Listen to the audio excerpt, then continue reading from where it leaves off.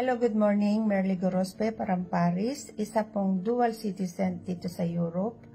Noong pong September 2, 2023, after ng work ko, hindi ko po inaasahan na matapilok ako. Akala ko simpleng tapilok po ang nangyari sa akin. Nung pala hindi po.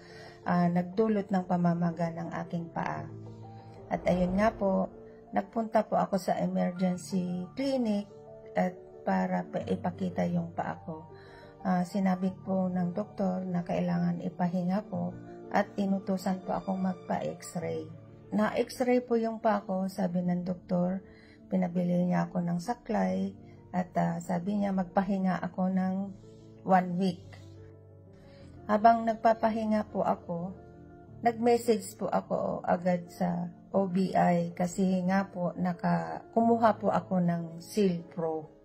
Nagtanong ako kung pwedeng ma-reimburse ang ganitong sitwasyon at ayun nga po sinabi sa akin na i-process ko lahat ng mga documents na kailangan para sa reimbursement.